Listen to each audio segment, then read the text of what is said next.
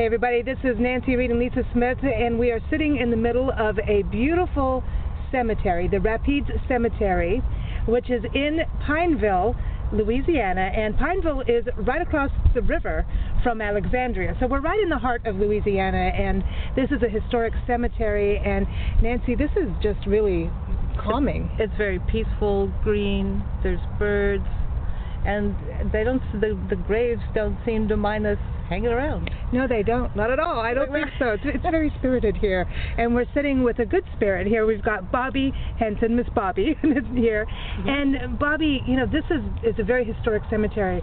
Some of the actual graves and folks buried here are way back in the 1700s, right? Well, we have only found at this point, I think the earliest one that we have found is 1803. Okay. But we do think that there are some from the late 1790s. We may never be able to really, actually prove that, but we're looking for historical records to see if we can't come up with some of the earlier ones. So you're in the middle of restoring the cemetery? No, we're not in the middle of restoring it. That's a whole nother thing. Okay. But we are doing what we call preserving.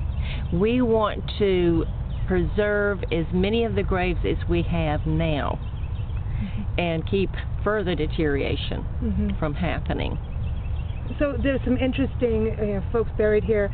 You've got a gentleman that was actually in the Revolutionary War. We do have a Revolutionary veteran here. He also was the second commandant of the post of Rapide. Wow. And he and his wife are buried here, and his bodyguard. Right next to him? Right next to him. Wow. Right. Is that something that usually happens, that they have a bodyguard buried next to him? It's the only one we have here. Wow, that's interesting. And through your work, because I know you say you work here every second Saturday. Every second Saturday, and if there's a fifth Saturday, we have that as an extra work day. So is this a group of volunteers? This is a group of volunteers, yes. Oh, wow. Wow, so you come out and do work, and, you showed us some photos of someone who's actually looking down in the ground, and also doing what's called sounding? Yes. Yes, that's Father Chad. He actually does, I say he's the best sounder we have around, but he does, with the iron rod, he does sound, and have found a lot of graves that we didn't really know were here. We like to tell people that the Rapides Cemetery is not as vacant in spots as it may look, because we have found a number of graves underneath the grass, even the stone slabs, but they were covered with grass until we found them and were able to clean them off. You've got a lot that are brick here too. Yes. In the early days, most of the vaults were bricked. Okay. I'm sure that they were slave-made bricks. That would make sense. Yes, from that era, and they did make the vaults out of the bricks. One thing's very interesting, that we got to tour the Kent House Plantation, which is a very fascinating plantation, and some of the actual owners are buried here, right?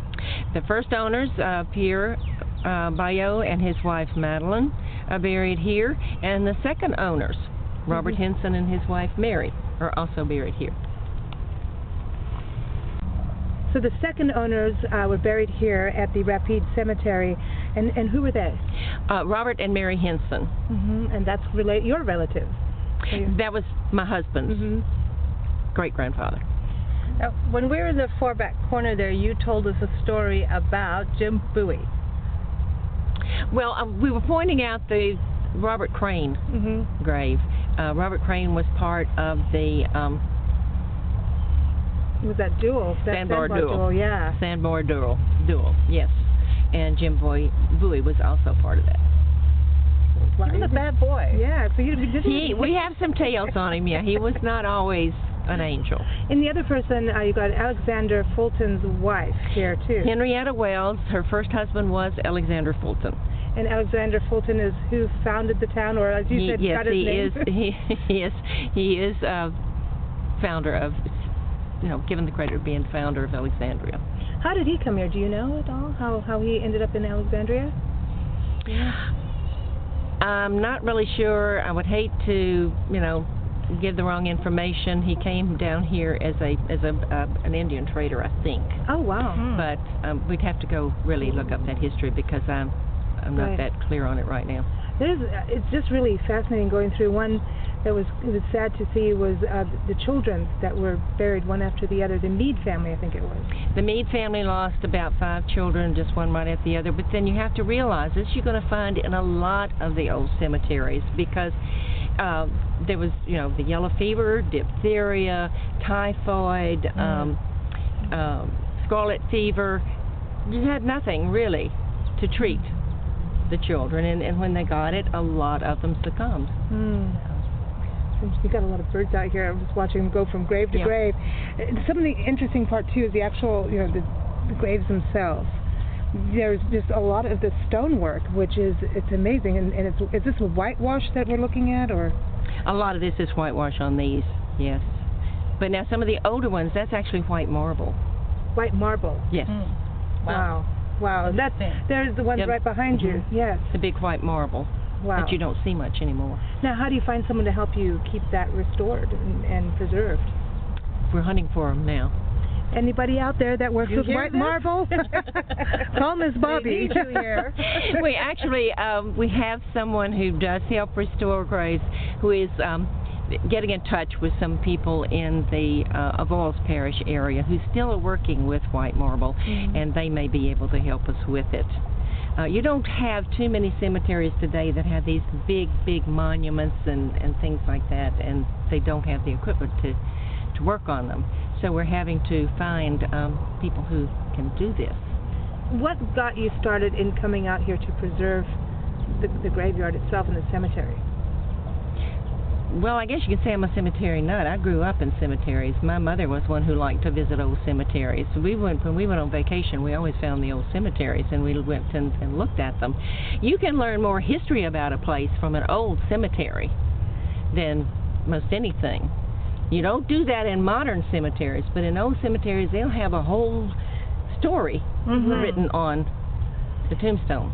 And here, I mean, there's so much history that has happened here in Alexandria that, when you're talking about, okay, you've got the founder's wife, you've got, a revolutionary soldier. I mean, that's incredible. And then to have the owners of the plantations, the founder of the city of Boyce is here. That's right, there he is. We have, whole groups of people like the Italians who came over, who actually are buried in groups here, and they even have where they're from. In Italy and Sicily and things like that. I grew up coming to this cemetery. I have great-grandparents here. And we just used to come and walk around and read the tombstones and that kind of thing. Do a lot of people come here to trace their family back? Part of genealogy. Does the cemetery help with that? The cemetery can help with that, and we do sometimes at the genealogical library here, and a few other people who know what's out here do get calls. But we're hoping as we can preserve this cemetery and do some more cleanup and this kind of thing and make people more aware of what we have, that we'll have more people coming here for genealogy purposes. It's a great place to do it.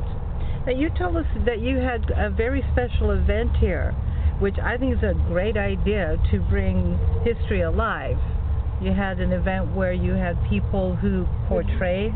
We have had that several years. We're hoping to do that again. Pick out several of the most fascinating ones that we have at a time, and have someone to portray the person buried there, and have tours.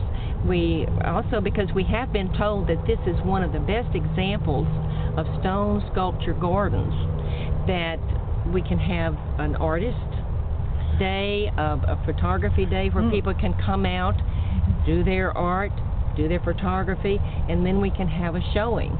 Oh, wow. So you would consider this a garden because of all the... Yes. It's a garden of stone sculpture.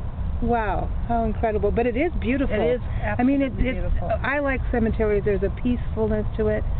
And there is a truth. You really do not feel like you're alone. It's very, you really don't want to walk on anybody when you're in here. That's the hardest thing, because it's an older cemetery, and finding actual graves, still finding them, that's going to be fascinating, because then how do you find who they are if there's nothing written? Do you ever find that problem? Well, one of them that we found that was from 1803, we do still have the stone, and we know who he is and where he's from. But now some of them we will probably never know who they are, but we know someone is buried there, and we can recognize that. Now, do you think this is haunted? I don't think this is haunted any more than people used to ask me that when I worked at Kent House. No, I don't think it's haunted. You don't think the Kent House is haunted? No, it's not. Whoa, wait, let me clarify. It is not haunted. There are presents there. Oh, I like that. Now, do you think there's presence here? I think there are presents here. And I feel about this just like I did that. As long as you are representing them correctly, you are doing a good job, and they are satisfied with what you're doing, you're not going to hear a peep out of them. Do you feel when you are working out here on Saturdays that you're kind of, they're caretakers in a way, keeping their lineage aware for people, you know what I mean? Yes, and I think as long as you're representing them the way that they want to be represented, and you're treating them the way they want to be treated, they're not going to haunt. See, this is Southern hospitality, never ends. That's right. I like it. That's right. Well, thank you so much, Bobby. Everyone, really come and check this out. It's fascinating. It's deep. It's beautiful, and it's on in the National Registry. So I think what you're doing helps keep it on that register. We want to keep it up. We want to preserve as many of them. We know we've lost graves over the years, and we know we're not going to be able to repair some the way that we would like to. But we want to keep what we have. How do you fund it? That's one thing I wanted to quickly ask, is how do you fund all the work that you're doing? Well, right now we don't have a specific source. We are looking for sources. We're looking for ways to make money. We are hoping that we can get some of the families of people who we still know come out here that will take a bigger interest in it and help us out. Hey, who knows? One of our big companies around here may find that they would like to help restore a big monument or something like that, and we would certainly have a sign and give them credit. That's a great idea. I like it. Sponsor a grave. Yeah, why not? So Absolutely. we're doing a lot of thinking, and we're asking for a lot of ideas, and maybe there's grants. We don't know. We're just exploring because we're really very new. Right. Well, thank you for all the work you do, and it's important. Well, thank you. We're so glad that you came to see us. Thank you. Everyone, Nancy and I were in Bayou Rapides Cemetery. That was a recording we did on location as phase one of our Love Your Parks tour, and we're bringing that out. So it's part of our Love Your Parks tour story for Holly Hansen at Family-History-Expos. So check her out at Family-History-Expos.com. And so we'll be getting more stories of that, but we do have a song we want to play, and this is called Beneath a Solemn Sky. It's from the Gunboat Diplomats, and we love the Gunboat Diplomats. Check them out online. A lot of history that happens with their band, and we're going to play Beneath a Solemn Sky. I believe this will be on a new album at some point. Oh, cool. Yeah, I like it. I know. We love that. So check them out online. The Gunboat Diplomats are on Facebook, too. Here it is.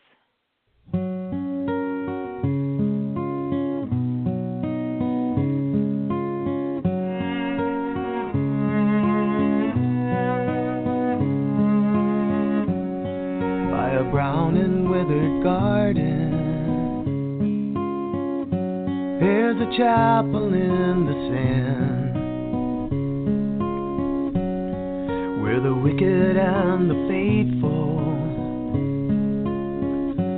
come to make their final stand. As another bitter season ends, now the hour is at hand, for the seeds of hope have fallen on parched and stony ground. Can you hear the prophets calling as the world keeps spinning round? But it all goes with the territory, and for what it's worth, the meek and brave prepare a grave in the dusty, barren earth, while the bones of last week's promises are buried in the square. The saints and doubting Thomases all bow their heads in prayer, but the words will bring no comfort to the foolish or the wise, till the heavens rain rain on the brittle grain like teardrops from the quiet, solemn sky.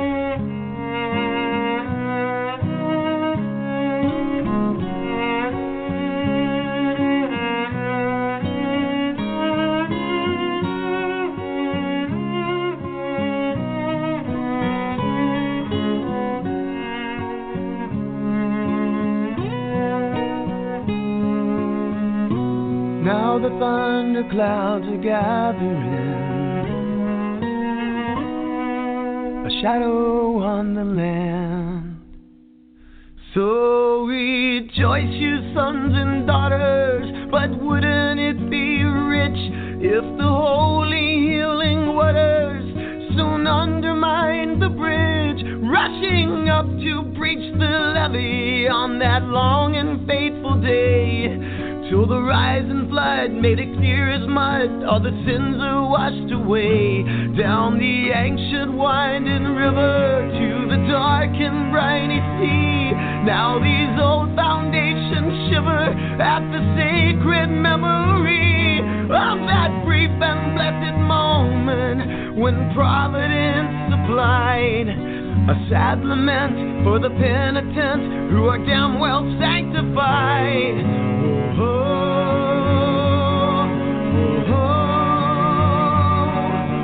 oh, oh, oh,